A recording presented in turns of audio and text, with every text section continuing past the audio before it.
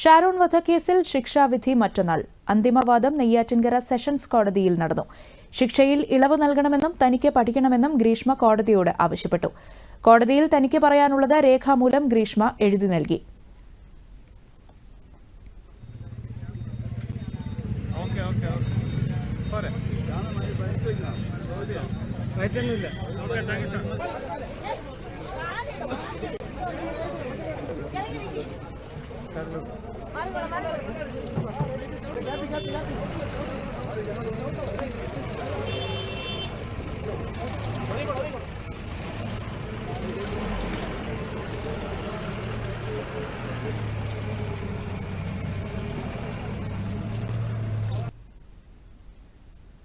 അതേസമയം ഗ്രീഷ്മയ്ക്ക് വധശിക്ഷ നൽകണമെന്നും അപൂർവങ്ങളിൽ അപൂർവമായ കേസാണിതെന്നും പ്രോസിക്യൂഷൻ കോടതിയെ അറിയിച്ചു.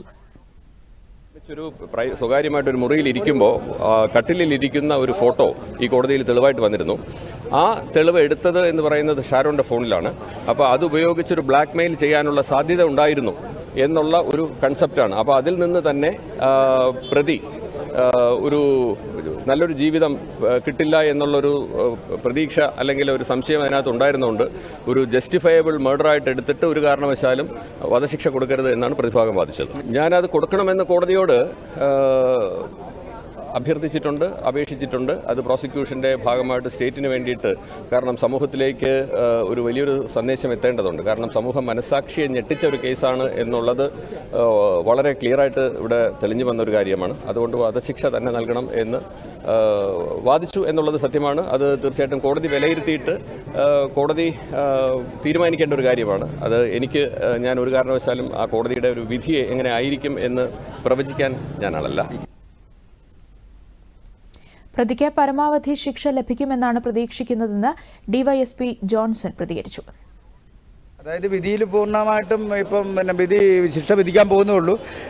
ബന്ധപ്പെട്ട വകുപ്പുകൾക്കനുസരിച്ചുള്ള ഏറ്റവും അതിന് ഉപോത്പകമായ രീതിയിൽ തന്നെയുള്ള ശിക്ഷ പ്രതികൾക്ക് ലഭിക്കുമെന്നാണ് വിശ്വാസം. അതിനുള്ള എല്ലാ തെളിവുകളും പ്രോസിക്യൂഷൻ ഹാജരാക്കിയിട്ടുണ്ട്. അതിൻ്റെ അടിസ്ഥാനത്തിലാണ് കുറ്റക്കാരാണെന്നുള്ളത് കോടതി വിധി പുറപ്പെടുവിച്ചിരിക്കുന്നത്. അതുകൊണ്ട് തന്നെ മാക്സിമം പെനാൽറ്റി ലഭിക്കുമെന്ന് തന്നെയാണ് പ്രോസിക്യൂഷന്റെ ഭാഗത്ത് നിന്ന് ഞങ്ങളുടെ വിശ്വാസം. കേസിൽ ഒന്നാം പ്രതി ഗ്രീഷ്മ കുറ്റക്കാരിയെന്ന നെയ്യാറ്റിൻകര സെഷൻസ് കോടതി ഇന്നലെ വിധിച്ചിരുന്നു.